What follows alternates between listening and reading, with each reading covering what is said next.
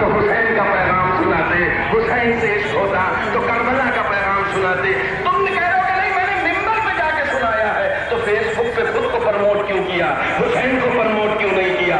Face بک پر what's app پر خود کو promote کیوں؟ یہ ہمارے یہاں کا چلن ہو گیا ہے. اگر ان چھوٹی چھوٹی چیزوں کی ہم اصلاح نہیں کریں گے تو یاد رکھیے کہیں نہ کہیں خود پسندی ہمارے یہاں اتنی زیادہ دخل کر جائے گی، خود پسندی ہمارے یہاں اتنی زیادہ دخل کر جائے گی کہ ہم 25 بار کربلا جانے پر بھی فخر کرتے ہوئے نظر آئیں گے کہ مجھ سے زیادہ کربلا کون جاتا ہے. میں تو ہر سال جاتا ہوں، پچھلے 25 سال سے مسلسل جا رہا ہوں. ایک صاحب نے مجھ سے کہا کہ میں 25 سال سے کربلا جا رہا ہوں. میں نے کہا آپ تو حسین سے بڑے اچھے تعلقات آپ کے ہو گئے ہوں گے.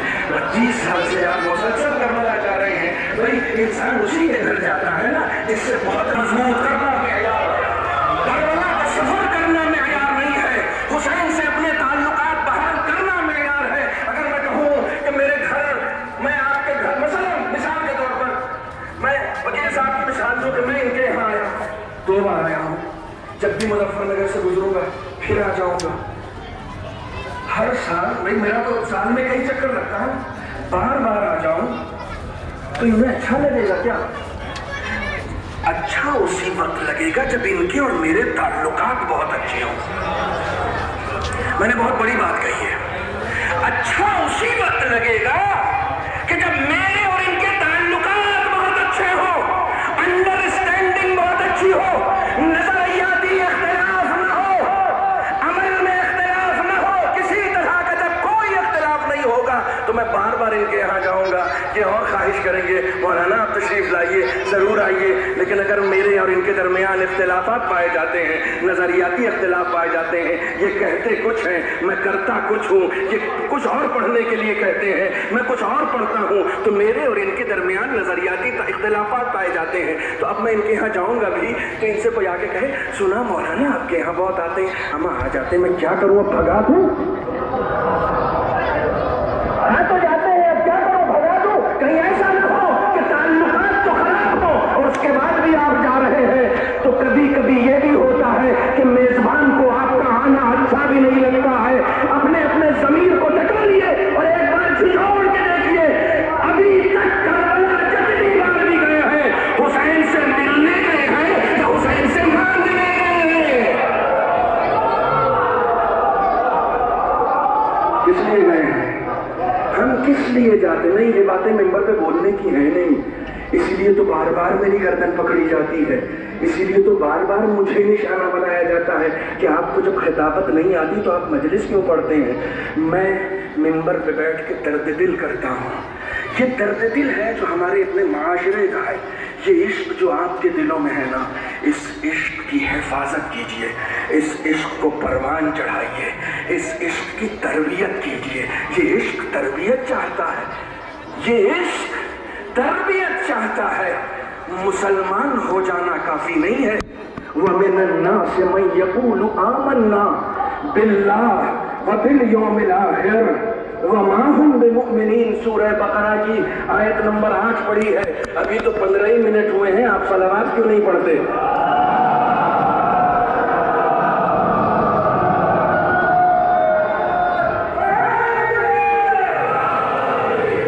سورہ بقرہ کی 8ویں آیت. لوگوں میں کچھ ایسے ہیں جو یہ کہتے ہیں کہ ہم اللہ اور اس کی اور یوم آخرت پر ایمان لائے، وما ہم بمؤمنین، لیکن یہ لوگ مومن نہیں ہیں. اس کا مطلب قولی ایمان اور ہوتا ہے، عملی ایمان اور ہوتا ہے. دونوں میں بہت فرق ہے. امام حسین نے قولی ایمان والوں کو اکٹھا نہیں کیا تھا. امام حسین کے پاس جو جماوڑا تھا وہ عملی ایمان والوں کا تھا. تاریخ اسلام کی ساری جنگیں اٹھا کر دیکھ لو، جنگ بدر سے لے کر، یہ جملہ اکثر میں کہتا ہوں، جنگ بدر سے لے کر کربلا کی جنگ تک جتنی بھی جنگیں ہوئی ہیں، ہر جنگ میں شرکت کا معیار شاید سے کم سے کم جسم کی غذا تو لے کر جائیں، تاکہ گھر جا کے یہ نہ کہے کہ حسین کے پاس گئے تھے خالی ہاتھ آ گئے.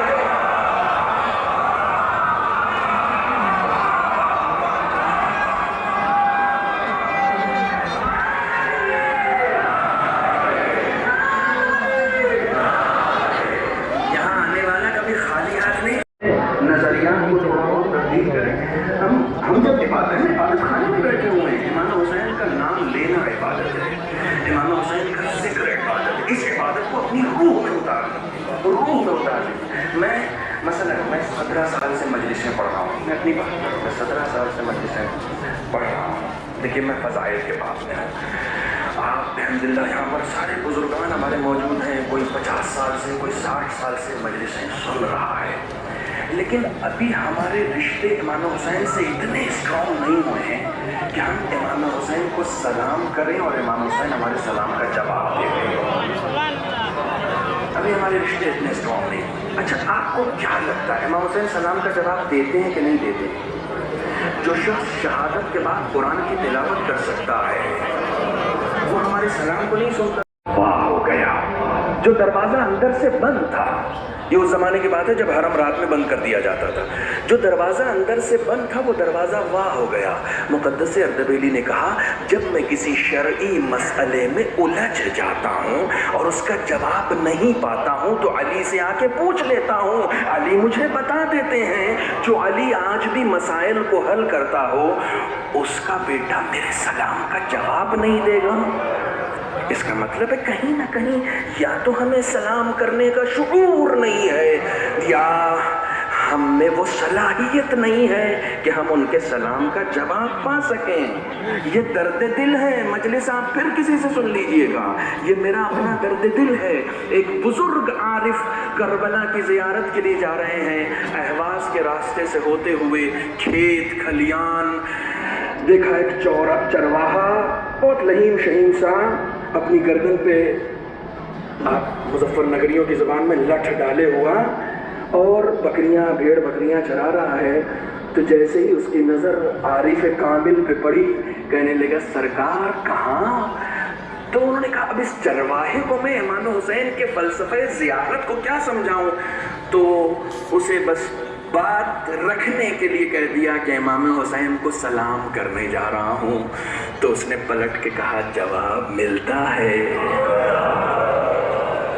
کہا جواب ملتا ہے.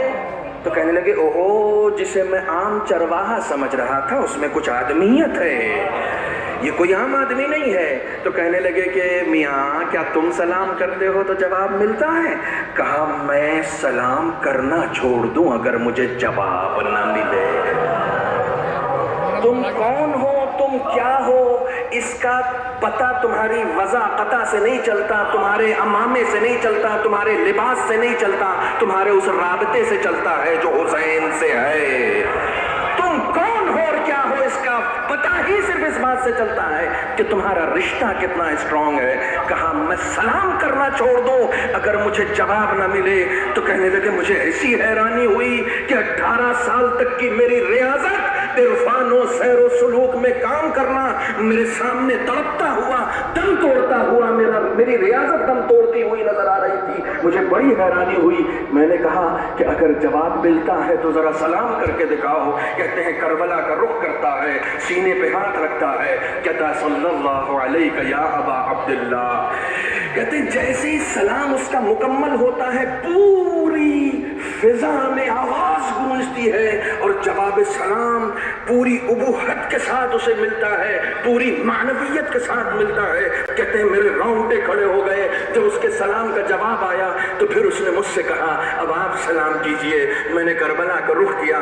میں نے کہا تھا مجھے معلوم ہے کہ شاید میں اس لائق نہیں ہوں، لیکن اس کے سامنے عزت رکھنے کے لیے کم سے کم میرا بھی جواب. تو کہنے لگے جواب تو میرا بھی آیا، مگر جس شان و شوکت کے ساتھ اس کا جواب آیا تھا اس شان و شوکت کے ساتھ میرا جواب نہیں آیا. دوستو، نوجوانوں، بزرگوں، دل پہ ہاتھ رکھو. جب تمہاری نماز ختم ہوتی ہے یاد کرو، میموری میں لے کر آؤ، جب تم نماز ختم کر کے امام حسین کے سامنے کھڑے ہو کر سلام کرتے ہو تو تمہارا سلیقہ کیا ہوتا ہے، کس سلیقے سے تم سلام کرتے ہو. خدا کی قسم نماز کے بعد جس انداز سے ہم امام حسین کو سلام کرتے ہیں، اگر ہم اپنے گھر کے کسی بڑے کو سلام کر دیں تو وہ پلٹ کے تماچا مار دے کہ سلام کرنے کی تہذیب بھی نہیں ہے، سلام کرنے کا سلیقہ بھی نہیں ہے. اس انداز سے بڑوں کو سلام کرتے ہیں. ہم حسین کو سلام کرتے ہیں، متوجہ بھی نہیں ہوتے کہ ہم کر کیا رہے ہیں. میں نے اپنی آنکھوں سے دیکھا ہے کہ بعض لوگ نماز کے لیے خدا کے سامنے اس انداز سے کھڑے ہو جاتے ہیں، اس لباس میں کھڑے ہو جاتے ہیں کہ خدا کی قسم اگر اس وقت ان کے گھر پہ بیل بج جائے اور ان کو دروازہ کھولنا ہو تو ایک مرتبہ اپنا لباس چیک کریں گے کہ اس لباس میں کھولوں جس لباس میں میں نماز پڑھنے کے لیے تیار ہو گیا ہوں، اس لباس میں کھولوں پتہ نہیں کون ہو کیا سمجھے۔ ہم اپنے پڑوسیوں کی تو عزت کرتے ہیں، ہم خدا کی عزت نہیں کرتے ہیں۔ اگر خدا سے عزت چاہتے ہو تو نمازوں کو اہمیت دینا شروع کرو، حسین سے جواب چاہتے ہو تو سلاموں میں حرمت کا لحاظ کرنا شروع کرو۔ جتنا تم حرمت کا لحاظ کرتے چلے جاؤ گے، ادب کا لحاظ کرتے چلے جاؤ گے، تہذیب کا لحاظ کرتے چلے جاؤ گے، نہیں میں جملہ بدلوں، جتنا حسین کو عزت دیتے چلے جاؤ گے حسین تمہاری عزت میں اضافہ کرتے چلے جاؤ گے۔ صلوات پڑھیں محمد و آل محمد۔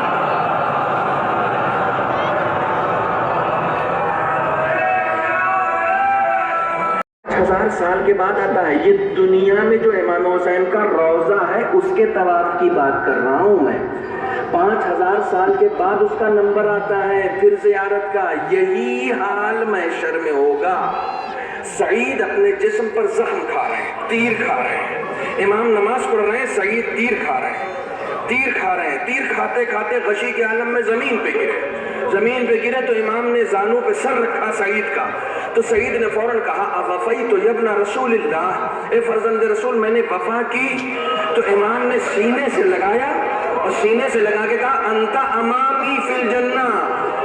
روایت سن لیجئے، امام کہتے ہیں انت امامی فی الجنہ، تم جنت میں میرے سامنے رہو گے، تم جنت میں میرے سامنے۔ یہ سعید کو امام خبر دے رہے، کربلا مقتل روایت، سعید کو امام خبر دے رہے تم جنت میں میرے سامنے رہو گے۔ میں نے اپنے استاد سے پوچھا کہ یہ کیسی بشارت تھی جو سعید کو امام حسین نے دی ہے؟ انہوں نے کہا برخوردار، امام نے سعید سے کہا تم جنت میں میرے سامنے رہو گے۔ جس جنت کا تصور آپ کے ذہن میں ہے اس جنت میں جانے والا بھی ہر دن امام حسین کی زیارت نہیں کر سکتا۔ ایک بار جو زیارت کر لے گا اس کا نمبر 5000 سال بعد آئے گا۔ جہاں جنت میں حسین کی زیارت 5000 سال بعد ہوگی، وہاں حسین سعید کو خبر دے رہے ہیں تم میرے سامنے رہو گے۔ جنت یہ ہے، جنت حسین کا نام ہے، جنت حسین کا نام ہے۔ خدا آپ کی عزاداری کو قبول فرمائے، خدا آپ کے ان آنسوؤں کو پر اپنی رحمتوں کا نزول کرے۔ آپ ایک غریب و بیکس کا چہلم منانے کے لیے جمع ہیں، آپ اس کا چہلم منانے کے لیے جمع ہوئے ہیں جس کا چہلم منانے نہیں دیا تھا۔ آپ اس کا چہلم منانے کے لیے جمع ہوئے ہیں کہ جس کے پہلے چہلم پہ اس کی قبر پہ سناٹا تھا، کوئی رونے والا نہیں تھا، کوئی چراغ جلانے والا نہیں تھا۔ جو اپنے تھے، جو اعزا تھے، جو اقربا تھے، انہیں ماتم کرنے کا حق نہیں تھا۔ آپ جمع ہوئے، آپ جابر ابن عبداللہ انصاری کے چاہنے والے، آپ ان کو فالو کرنے والے۔ جیسے ہی جابر کو خبر ہوئی کہ میرا مولا قتل ہو گیا، اب اس کا مدینے میں دل نہیں لگ رہا، اب اسے جلدی ہے اس بات کی کہ کس طریقے سے اپنے آپ کو قبر حسین پر پہنچائے۔ یہ شاید جابر کی سنت ہے، یہ جو چہلم پر لوگ قبروں پر جا رہے ہیں نا، یہ جابر کی سنت ہے۔ جتنے لوگ میری آواز سن رہے ہیں، میں صدق دل سے امام حسین کو وسیلہ بنا کر خداوند عالم کے سامنے اپنا دامن پھیلا رہا ہوں۔ اے میرے معبود، جتنے لوگ میری آواز سن رہے ہیں سب کو کربلا کی زیارت اگلے سال نصیب فرما۔ آپ سب امام حسین کے جوار میں اگلے سال 40 منائیں، جائیں قبر حسین کا مشاہدہ کریں۔ جابر اپنے غلام کے ساتھ پہنچے تھے، قبر حسین پر پہنچے تھے اور کہا تھا کہ جب کربلا نظر آ جائے، قبر حسین نظر آ جائے تو مجھے بتا دینا۔ غلام کہتا ہے آقا قبریں نظر آ رہی ہیں، جلدی جملے سنتے جاؤ۔ غلام کہتا ہے آقا قبریں نظر آ رہی ہیں۔ کہا اگر قبریں نظر آ رہی ہیں تو نالین اتار دے، حد ادب کے ساتھ حسین کے بارگاہ کا حد ادب کے ساتھ ادب ملحوظ رہے۔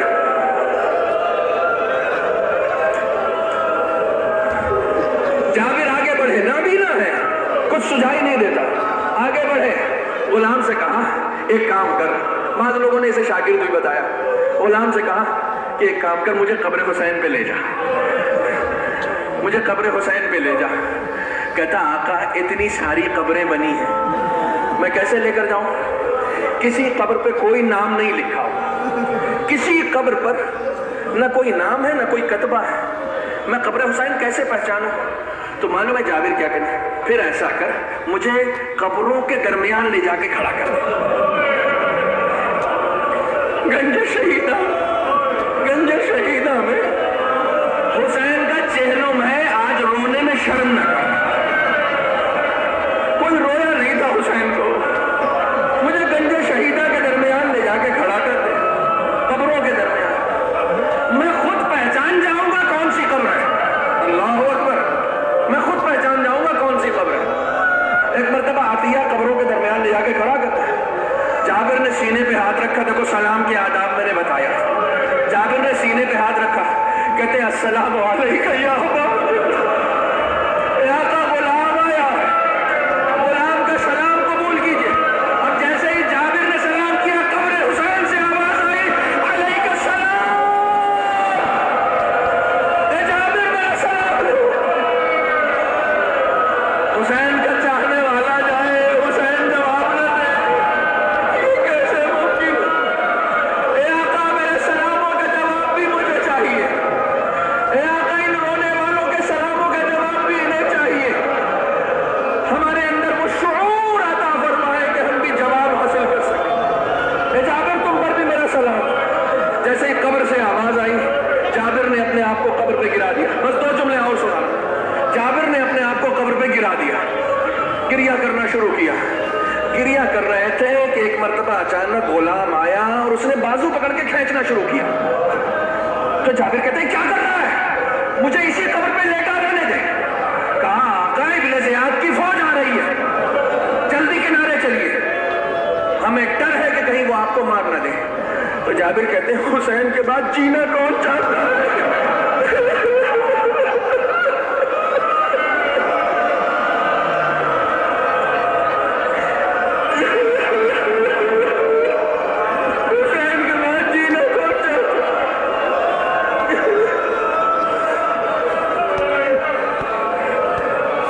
منع کیا، لیکن غلام نے زبردستی کر کے پتھر کے پیچھے لے جا کے چھپا دیا تو دیکھتا ہے کہ یہ ابن زیاد کی فوج نہیں ہے۔ کہا آقا یہ آنے والے لوگ جو ہیں وہ ابن زیاد کے نہیں ہیں۔ کہا پھر اس میں تو عورتیں بھی ہیں۔ تو کہا پھر مجھے بتاتا تھا کہ ہو کیا رہا۔ تو ایک مرتبہ عطیہ سہم گیا، کہنے لگا آقا غضب ہو گئے۔ کہا کیا ہوا؟ کہا کچھ عورتیں اپنے آپ کو قبروں پہ گرا رہی ہیں۔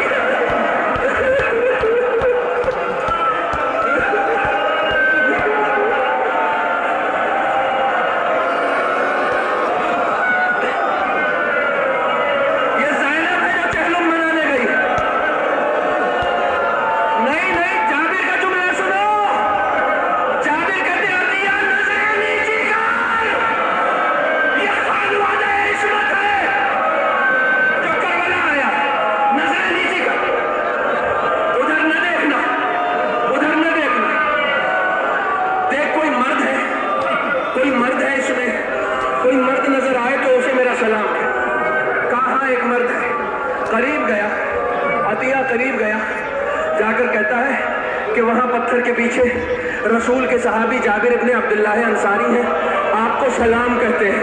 بھائی سنو جملہ سنو، سید سجاد ہے، حسین کے مرنے کے بعد آج تک کسی نے سلام نہیں کیا ہے سید سجاد، کسی نے تعزیت نہیں پیش کی۔ جابر کا نام سنا، سید سجاد پڑھتے ہوئے کدھر ہے چچا جابر، کدھر ہے چچا جابر، کدھر ہے؟ قریب آئے، کلیجے سے لگایا، کہا اب آئے ہو جب پورا گھر لٹ گیا۔ بس آخری جملہ مجلس ختم ہو گئی۔ کہا جب پورا گھر لٹ گیا، جابر کہتے ہیں کہ اے آقا یہ بتائیے مجھے جو یہ قبریں نظر آئیں، بنی اسد کے کچھ لوگ آئے تھے، بنی اسد کے لوگوں سے میں نے پوچھا یہ قبر کس کی ہے، یہ قبر کس کی ہے؟ سب نے بتا دی کہ یہاں پر علی اکبر کی قبر ہے، یہ علی اصغر کی قبر ہے، یہ حسین کی قبر ہے۔ اے آقا، مجھے